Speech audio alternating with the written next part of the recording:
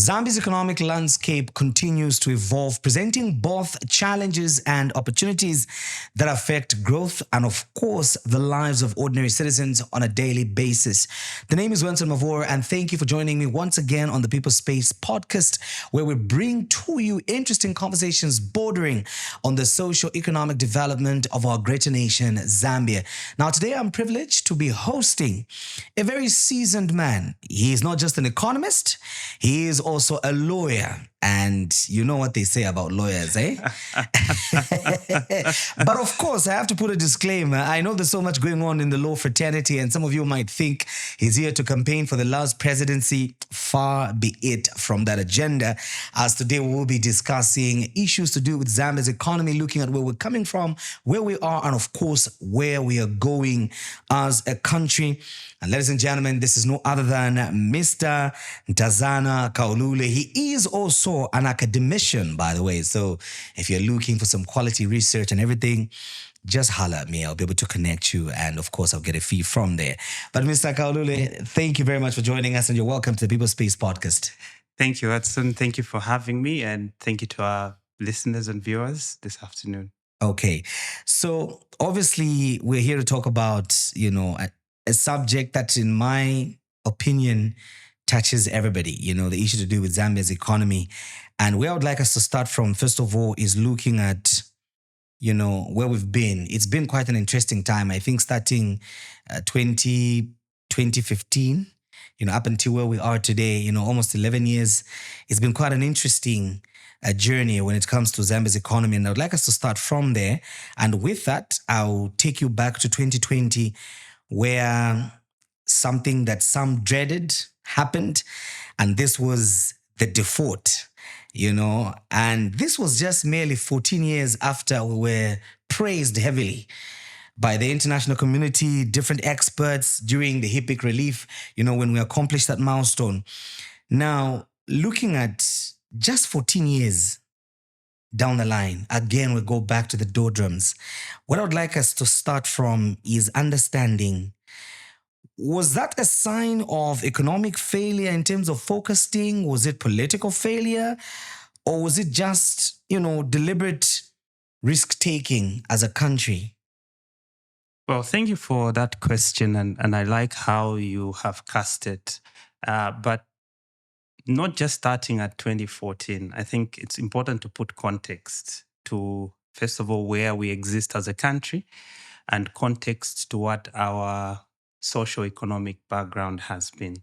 So when you look at the period you've spoken about, if you look at Africa's debt situation, in 2010, total public debt in terms of the African continent was about $620 billion, right? Fast forward to 2023, you were talking about over $2 trillion in public debt for a continent like Africa. But for us, the context goes way back to immediately post-independence. After we obtained independence from the British colonial masters that we had a situation where we had political independence, but we didn't have, in a sense, economic independence, because at that time, industry was still in the hands of the minority, who were the whites. So you have then the Mulungushi and Munali material reforms that President Kaunda and his team introduced that went into nationalization of factors of production, industry. Okay. And when we look at our crown jewel, which is the mines, we financed that through a bond. The acquisition of the mines was done through the famous Zimco bonds. In other words, we borrowed in order to acquire control, right? And that was done on the backdrop of very good copper prices, right? We had very good copper prices post-independence. So you're looking late 1960s to early 1970s. And we were in a buoyant state, a young independent nation. So you have that happen. But you also have a situation where there was now an appetite to industrialize we need to bring and create industry. So the method that was used was that we went in that process with import substitution. That's how we began our industrial journey. Okay. And a lot of import credit was used. Now, when you look at the composition of the things that we were focusing on for our industrial base, it was goods and services that were targeting a very small minority who could afford. Remember, you've got a majority of Zambians, not the whole population fully educated. We had very few educated people, and even the access to means of production were not in their hands. So when you begin to produce those goods and services, you're targeting a very small minority. So you had that problem with the industrialization process. But soon after we do that, right about 1971, 72, you have a commodity crisis. Copper prices crash. Right? Commodity prices basically globally crash. And so what happens then, we enter our first debt crisis. You've got these Zimco bonds that you've got to pay for. You were basing them on copper revenue. Copper revenue has plummeted. So what happens now? You are in a crisis. So in 1973, we got into our first IMF program, right? And we began that relationship with the IMF. And you will see then throughout the 70s and the 80s, yes, there was infrastructure that was being built from whatever revenue we were able to make, but we had perpetual crisis. Then we had multipartyism come back in 1990 with a new government focusing on the market. The famous term that the late President Chiluba liked, liberalization. We're going to liberalize the economy and bring in investors. We went onto that road, but if you look through the 90s, it was very tough. Everybody would tell you who was young in that period, who was alive at that point, always talks about SAPs, the infamous structural adjustment programs, right? So what happens then in that period where we're battling with debt, we're battling with structural adjustment programs, you have very little infrastructure investment. Actually, when you look, there was very little infrastructure that was developed. Okay, come towards the end of the 90s, you have this situation now of an agitation towards cancellation of debt in the developing world. So the HIPIC program that you speak about, there was lobbying internally, lobbying with the international community. And by by round about 2005, we reached the HIPIC completion point. A moment of great euphoria for the country, a moment of great opportunity as well, because our debt, which was in excess of $5 billion, was written off substantially to less than $1 billion. And we have this opportunity. So there's a coincidence or a confluence of events that happen. You reach HIPIC completion point, you have commodity prices also beginning to rise at the same time. All right? So copper prices are going up. And what does our government do? As any responsible government would do, say, this is our opportunity to do what? To begin to develop our nation and look for investment. But also what happens in that period is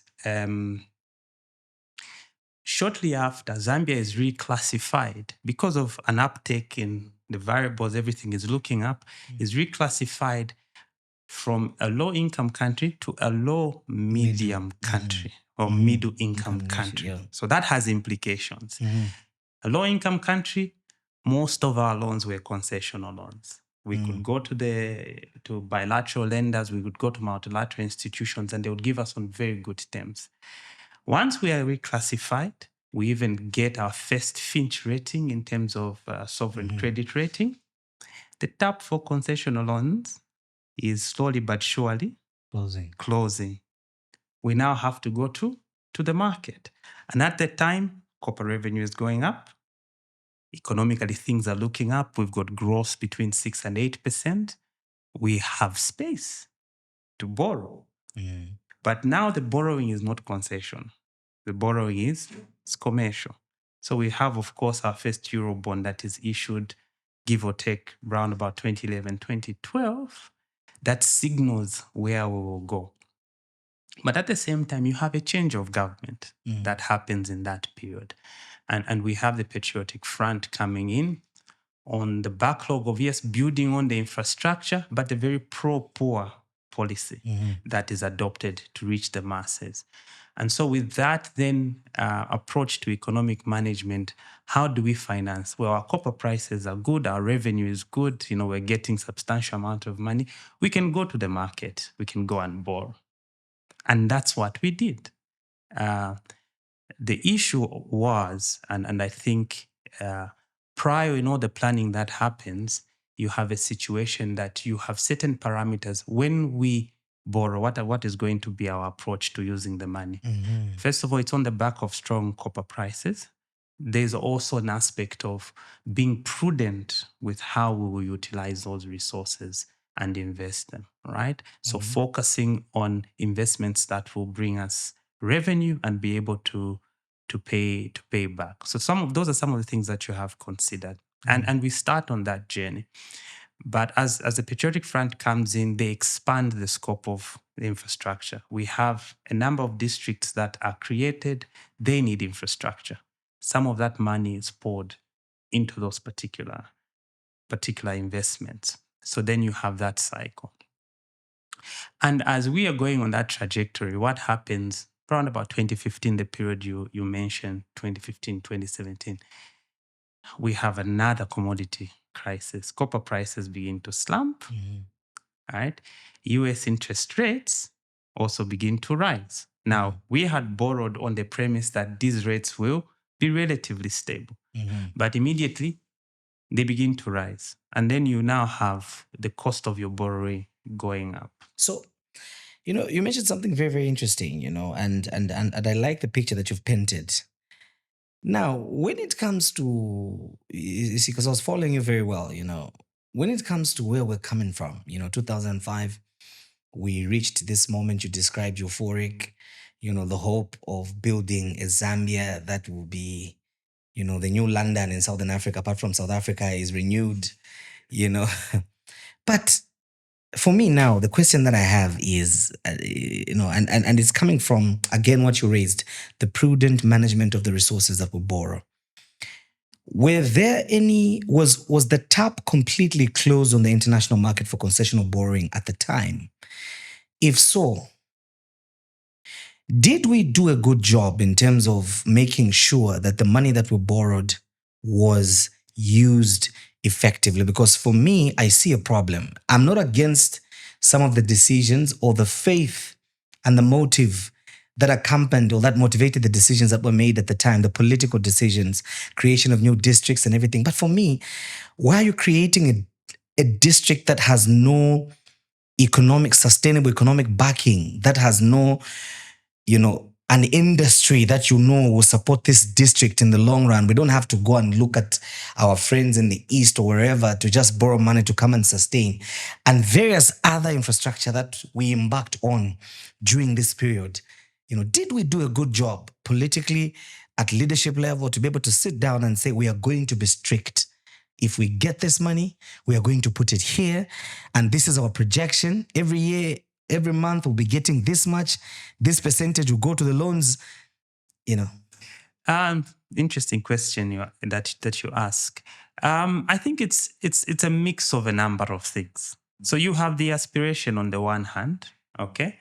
The aspiration of trying to bridge an infrastructure gap for over 20 years that you've not developed. Because remember, even when we were not investing in our infrastructure, the population was growing. Yes. Okay? I mean, you speak of Lusaka and the population explosion we'll have. If that's a microcosm of what the country is like, the population grew significantly. So you've got this urgent need that you have. And obviously the cost associated with that.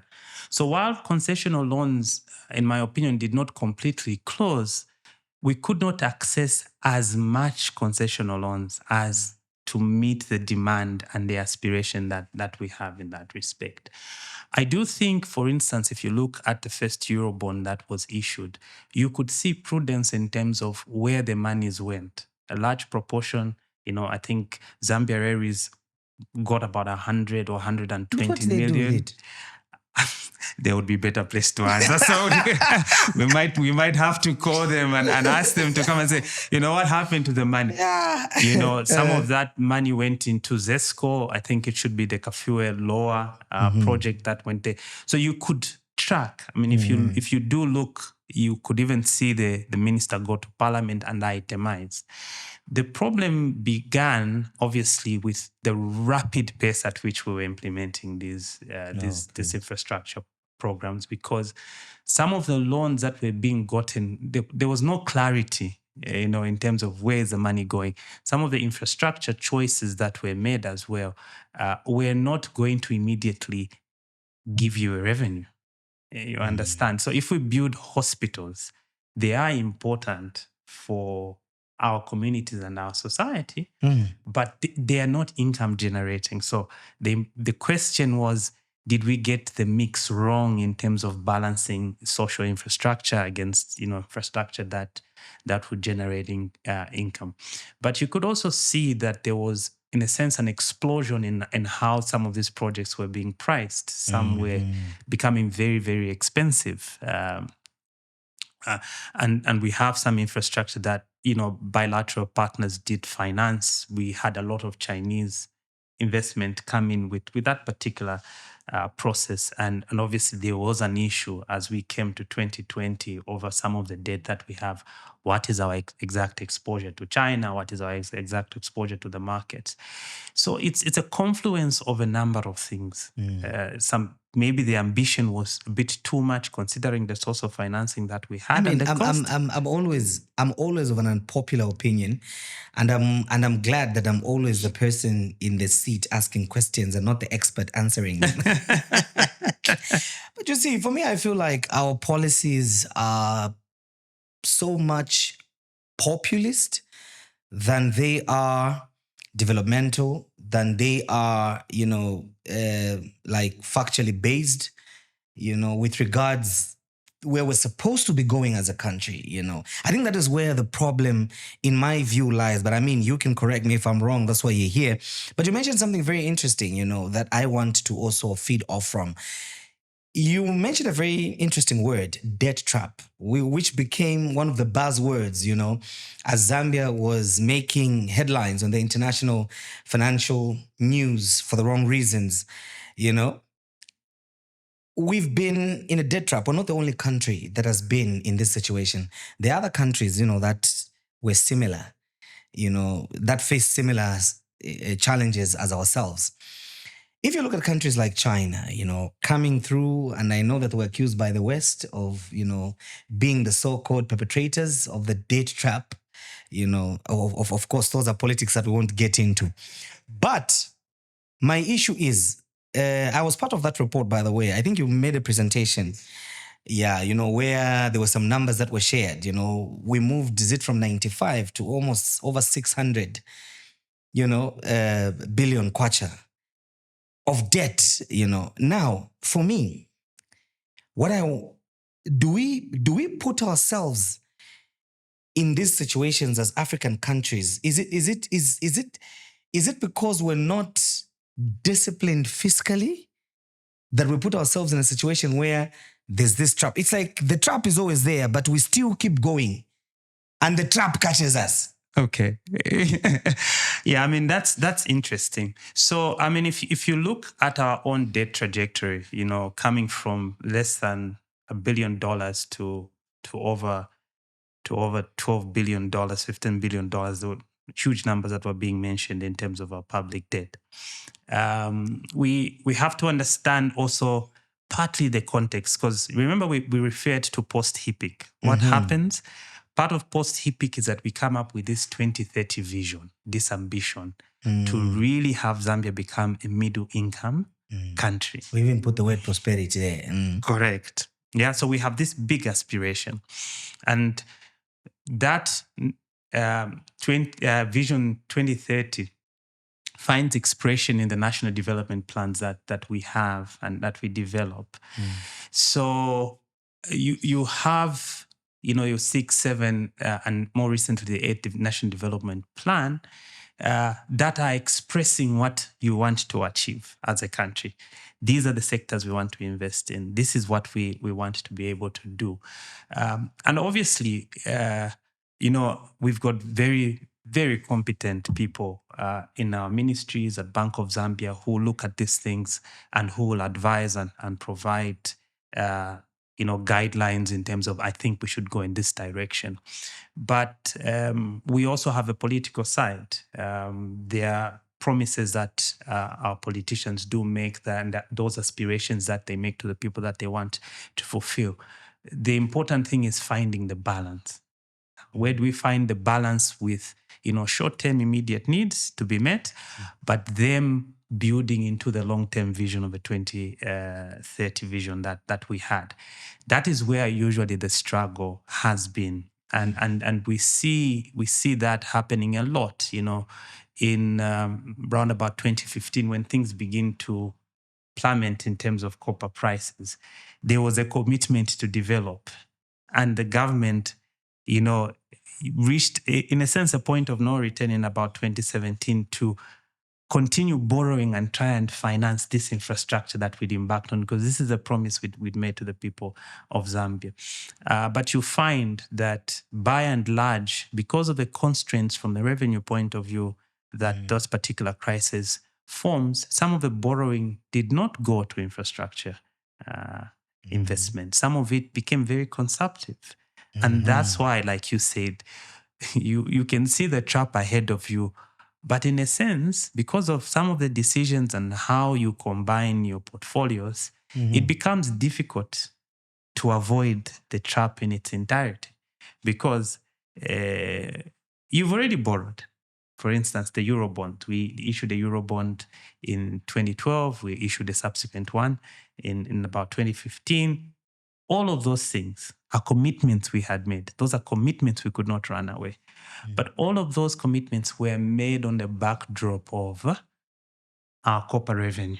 We'll be able to finance, because that's our crown jewel. That is where we get the greatest share of our revenue as a country. And if that becomes problematic, what happens? You have a problem with meeting your debt obligations. I mean, it's like anybody, even in our society, we've seen as things have, economically things got tough, people tend to debt. And there are people today who are in serious debt trap. You're borrowing from one person to pay the other person. So you're paying interest and some principal, then you go and borrow again. So you find that we found ourselves in that particular lurch, and we couldn't get out of it. See, so for me then, my issue is, do we then learn? Because one of, they say repeating the same mistakes over and over again is what Albert Einstein defined as insanity. I don't want to call anybody insane, but I'm just saying, don't we then supposed to be in a place where we start learning from the past? I like the fact that, there's nothing wrong with borrowing based on credible projections, dynamics that govern the global economy, the global market within which we function and operate and exist. If you know that you do not control the copper prices, you don't, if they want, they can even tinker with them just to fix you if you're being a problem. They can do that. I mean, so why then shouldn't you also start creating an economy, sort of winning your economy? We can't run away from it. It's our mainstay, like you said, it's our crown jewel. But the issue of diversification now, that has been over-politicized. Don't you think we're supposed to be in a place where we start now looking at how do we start creating an economy that can survive, that can still keep its 2 feet on the ground, even if our copper prices are down? Because we have the endowments that can give us that leverage and that edge. So, there are a number of things that we have to consider. Remember that primarily, even though copper is our mainstay, Our approach to our industry has been very extractive based. Extract, export. So the way the mines operated during the colonial times, remember that you will find, if you look at the British colonial system, in every country that they were colonial masters, they identified some kind of product that could be extracted and exported to the West to meet the needs of the West. And when you look at the value chain, almost all of them were raw. I mean, you talk about cocoa in Ghana and in West Africa, still exporting a very raw form. We're not producing chocolate in Ghana. In a sense, the majority of the cocoa is still going out. The majority of our copper in its very raw form, other than maybe its copper cathodes or sheets, still goes out. So when you look at the downstream of the copper value chain, what have we been doing? That has not been developed because that's what is supposed to drive industry. So for instance, we might imagine if we do the beneficiation of copper and produce cables, not exporting copper cathode, and producing whatever electronic items are needed for making these phones, cameras, and things like that. All that is being produced here. You have industry reliant, obviously, on copper, but it gives you leverage to develop. The whole issue of diversifying the Zambian economy, this is a conversation that's been there from before I was born. Even in the Kaunda time, there was conversation around we need to diversify, we need to improve agriculture.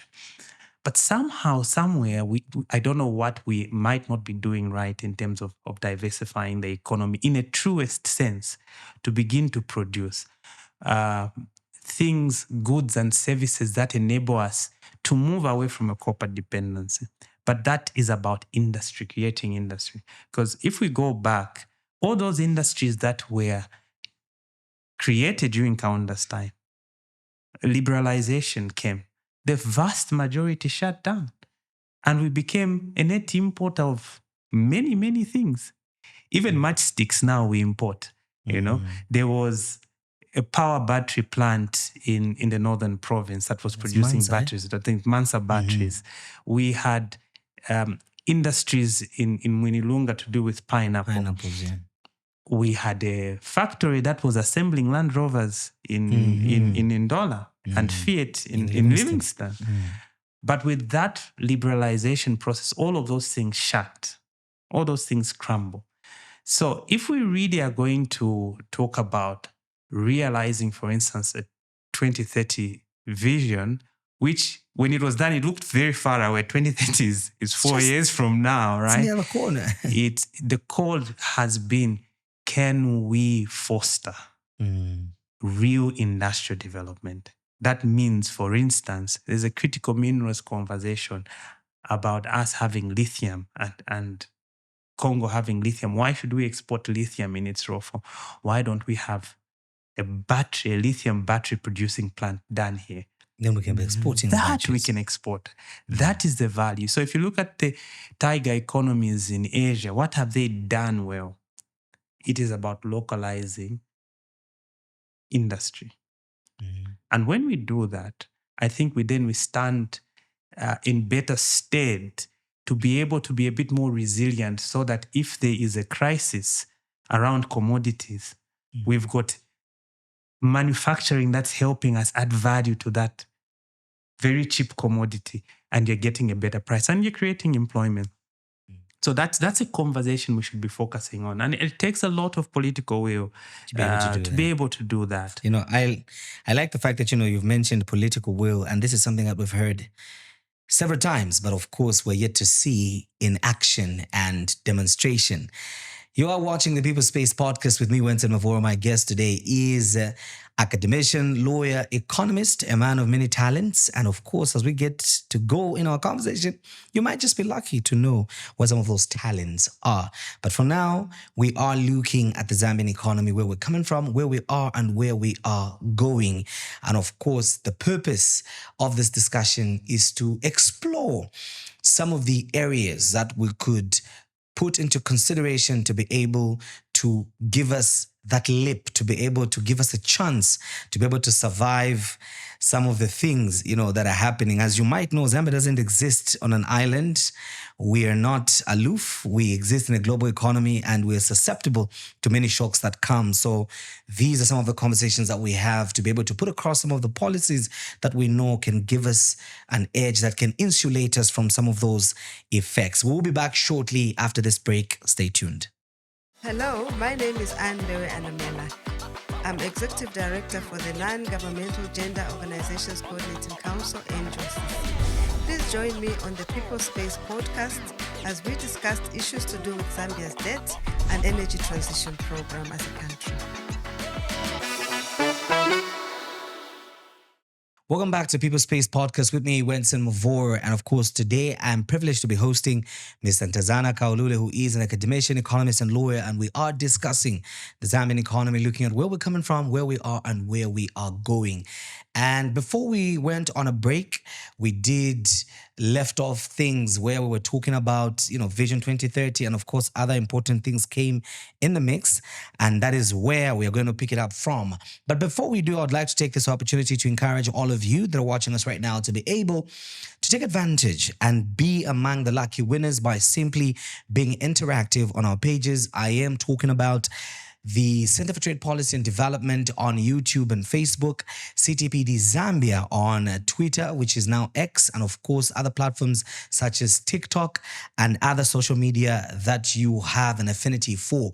Whilst you are on those platforms, if you comment on any of the episodes that were broadcast on those platforms, garners enough traction, you might just be that lucky winner that will give fantastic prizes ranging from t-shirts, mug cups, hoodies, you name it. So let's get interactive and let's get talking on those platforms. Mr. Kaulule, obviously, you mentioned something to do with Vision 2030, something that, again, became of a buzzword in conversations among politicians and everybody else who was in the corridors of power and who still is in the corridors of power. But I draw you back to the report, that you presented, where you described Zambia's strategy as more of a survivalist rather than aspirational. So, building on that, has Vision 2030, can we say Vision 2030 then has been downgraded to merely survival and not necessarily something that we aspire to not only accomplish but become? Interesting question that you ask. And I say it's interesting because it's this concept of survival or, aspiration. So in the report that we worked on from aspiration to reality, that I had the privilege of working alongside Professor Griff Chelwa and also Dr. Peter Magate, what we do is we trace expenditure and public expenditure between 2017 and around about 2024. And we were trying to see, what was happening in this period. So in the context of Vision 2030, Vision 2030 comes into play at a time where all the indicators are pointing to a prosperous Zambia. Copper prices are doing well. Growth in the country is projected between 6 and 8%, which is very good growth. We have very little debt. Revenue is good for the government. We are collecting very good revenue. Would also come just from the period of the famous windfall taxes that the late finance minister had introduced during the Mwanawasa time. Things are really, really looking up. So Vision 2030 is then formulated in a period of great optimism, right? That from here, everything is upwards. There we'll have a bit of bumps here and there, but generally, by the time we're getting to 2030, we should be a middle income country. Now, the important and critical aspect of that vision is founded on the fact that commodity prices will be good. That's one. Two, that US interest rates will remain relatively low, right? Because if interest rates in the US are low, people who are holding money in the US will be looking for better opportunities where they would put their money. where better still to invest than in a country that is, having an aspiration to invest in its infrastructure, an aspiration to grow its economy. That's why our Eurobonds were very attractive. That's why they were even oversubscribed in instances, because they were offering a good return.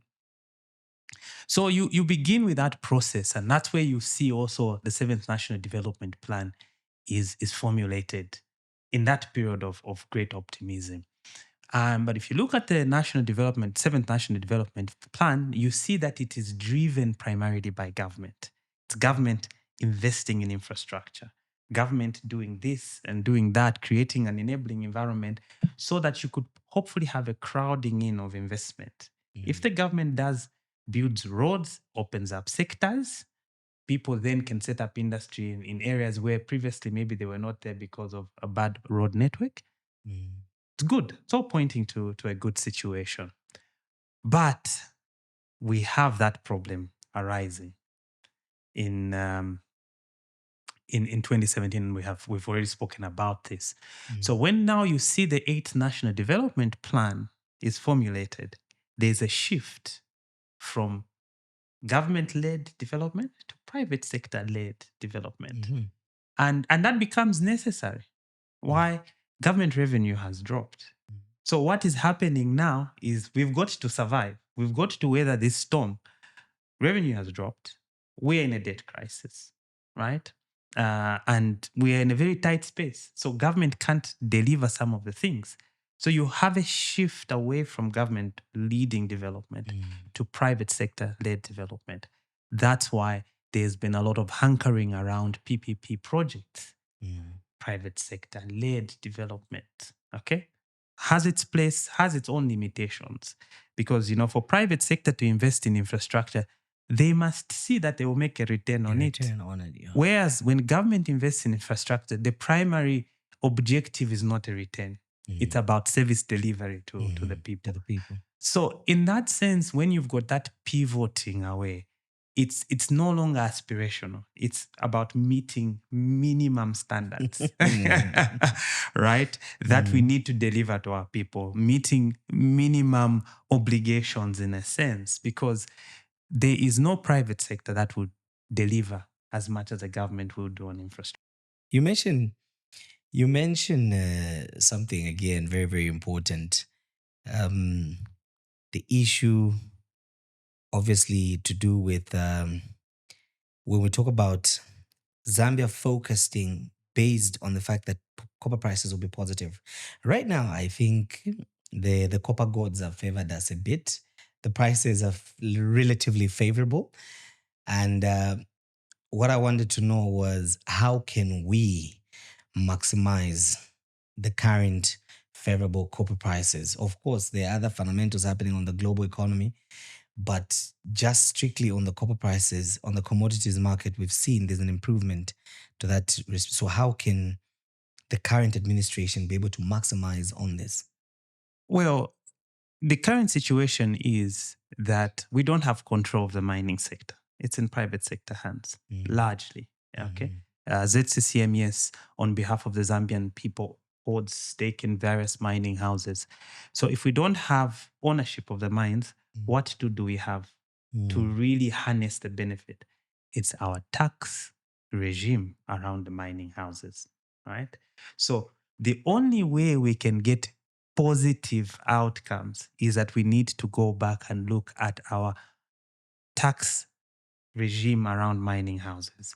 Remember, when the current government came into power, there was a change. For instance, mineral royalty taxes became tax deductible, right? So you had a regime where if you hold a mining license, you are mining, you are obligated to pay mineral royalties, non-negotiable.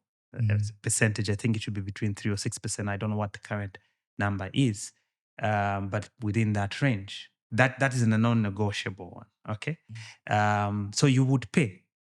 But we made changes to that regime. When you would pay your mineral royalties, your other income was still subject to tax after you remove all your expenses. But now, mineral royalty became some tax deductible expense. So when you've paid mineral taxes on the rest of your revenue, you can deduct it as an expense, right? So that, in a sense, reduces the basket that the government can tax. We also need to look at the incentive structures that we've created around mining. Is it delivering for the Zambian people, right? Right now.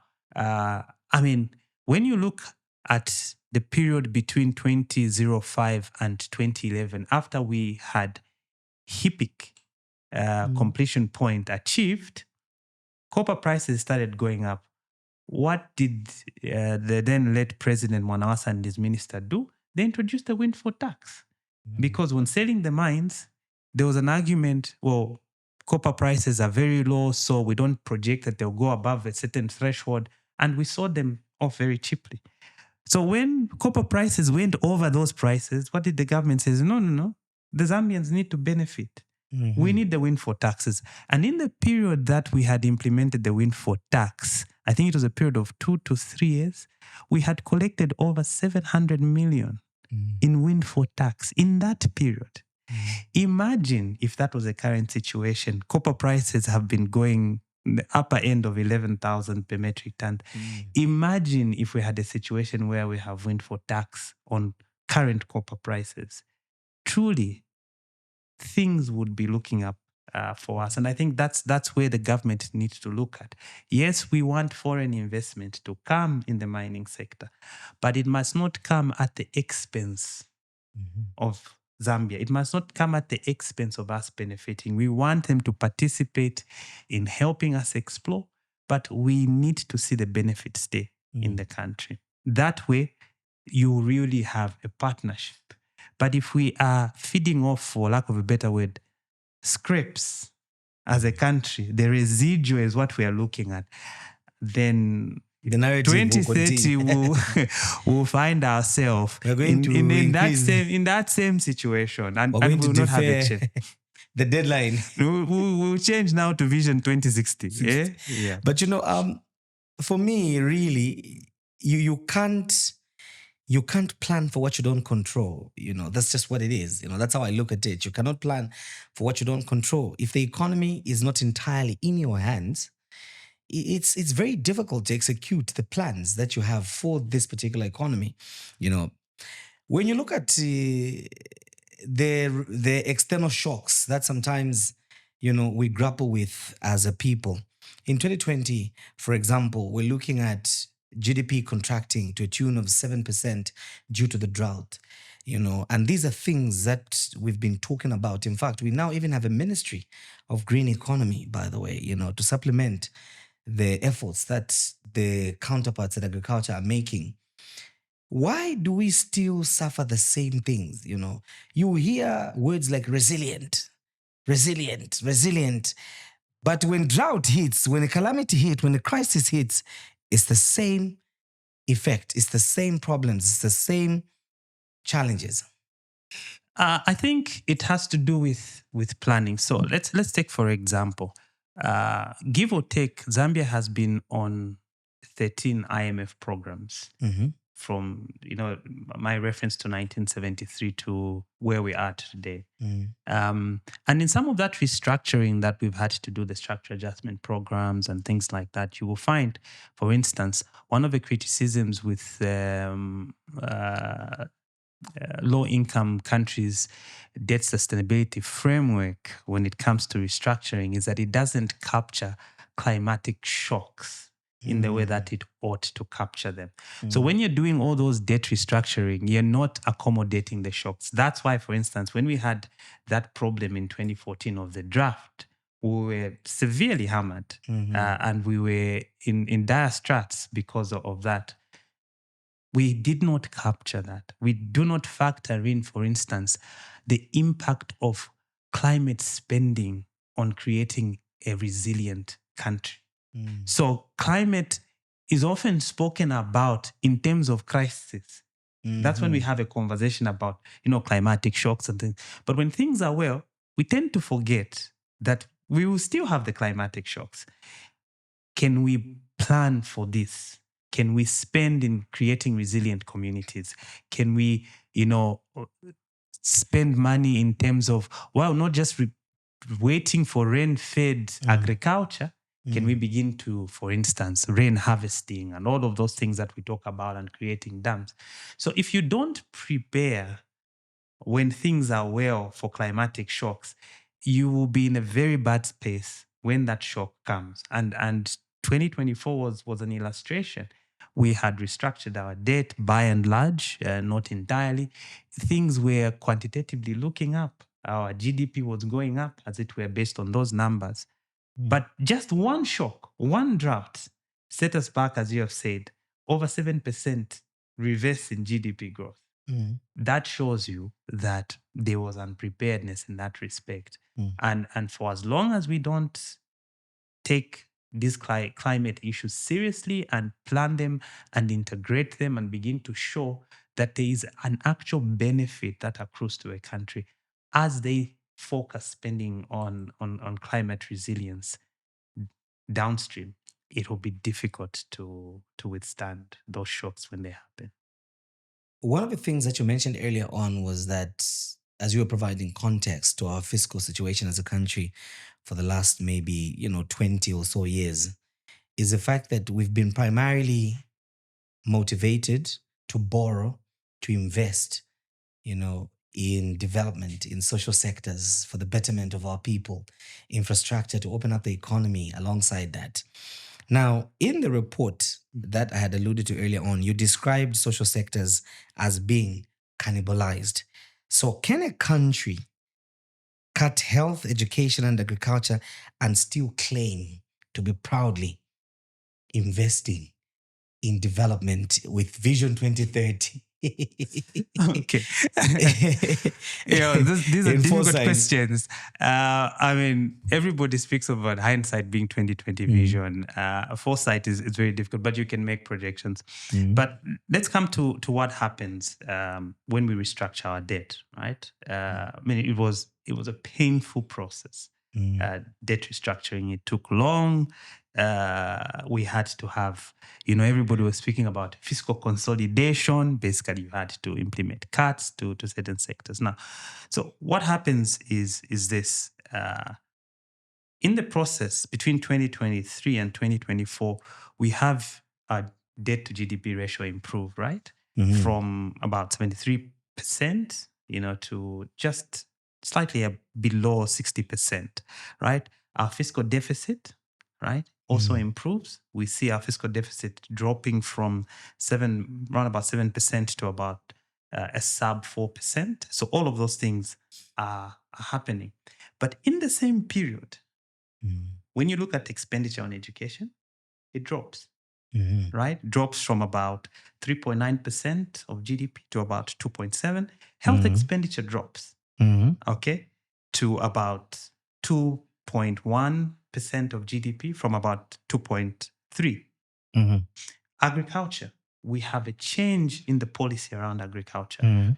The famous FISP that was introduced by the late President Mwanawasa, which made us economically resilient in terms of our demand and our production for grain, is also changed. Okay. Now, the fiscal consolidation results in about 2.9%. If you add those cuts that happen to health, education, and agriculture, they total to about 2.4%. That's almost your fiscal consolidation covered by 3 social sectors. Now, what is the role of government? It is to invest in its people. What is investment in its people? It's to ensure that they have food, they have access to health services, they have access to education. Yes, the free education policy is introduced, right, which brings back learners into school, but it also requires further investment in infrastructure and also in teaching capacity. So you have a kind of a contradiction of things, that all these quantitative figures around GDP are improving, but social indicators are dropping. And that is not an investment in its people.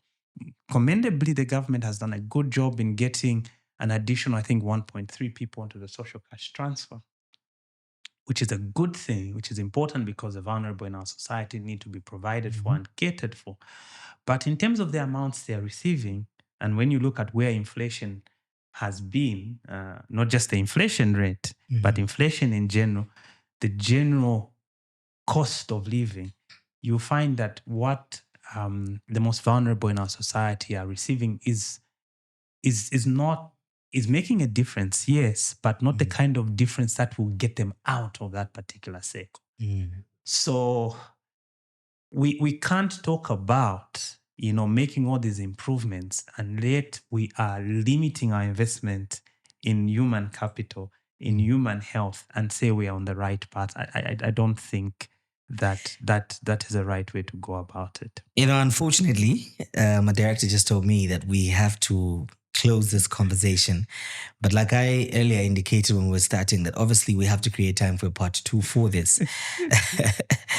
So as we close, many of the times that I've heard, the ministers of finance, from different governments, and one of the buzz terminologies that was coming from that esteemed office is the issue of fiscal discipline, apart from fiscal consolidation and all these funny terms that you economists use to confuse us, as the people upper ground, One